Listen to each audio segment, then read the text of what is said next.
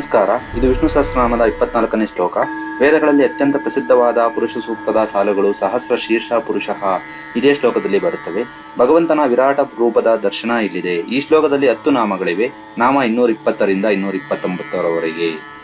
ವಿಷ್ಣು ಸಹಸ್ರನಾಮ ಶ್ಲೋಕ 24.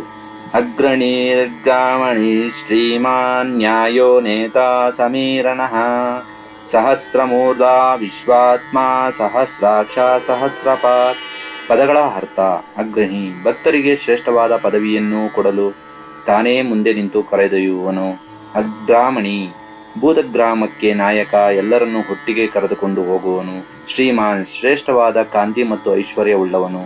ನ್ಯಾಯ ಸ್ವರೂಪನು, ತರ್ಕ ಅಥವಾ ಯುಕ್ತಿಗೆ ಇವನೇ ಆಧಾರ, ಯಾರಿಗೂ ಅನ್ಯಾಯ ಮಾಡದವನು. ನೇತ, ಜಗತ್ತಿನ ಯಂತ್ರವನ್ನು ಸರಿಯಾಗಿ ನಡೆಸುವ ಚಾಲಕ.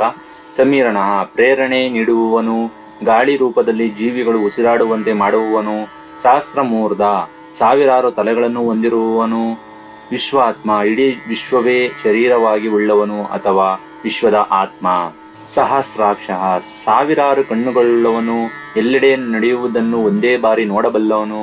ಸಹಸ್ರಪಾತ್, ಸಾವಿರಾರು ಕಾಲುಗಳುಳ್ಳವನು, ಅವನು ಒಂದೇ ಸಮಯದಲ್ಲಿ ಎಲ್ಲೆಡೆಯೂ ಇದ್ದಾನೆ. ಶ್ಲೋಕದ ಭಾವಾರ್ಥ: ಭಕ್ತರಿಗೆ ದಾರಿ ತೋರಿಸುತ್ತಾ ಮುಂದೆ ನಡೆಯುವವನು, ಸಮುದಾಯದ ನಾಯಕನು, ಐಶ್ವರ್ಯವಂತನು, ನ್ಯಾಯ ಸ್ವರೂಪನು, ಜಗತ್ತಿನ ಯಂತ್ರವನ್ನು ನಡೆಸುವವನು, ಉಸಿರಾಡುವಂತೆ ಮಾಡುವವನು, ಸಾವಿರಾರು ತಲೆಗಳನ್ನು ಹೊಂದಿರುವವನು, ವಿಶ್ವಕ್ಕೆ ಆತ್ಮನಾದವನು, ಸಾವಿರಾರು ಕಣ್ಣುಗಳುಳ್ಳವನು ಮತ್ತು ಸಾವಿರಾರು ಪಾದಗಳನ್ನು ಹೊಂದಿರುವವನು ಆ ಭಗವಂತ. ಧನ್ಯವಾದಗಳು.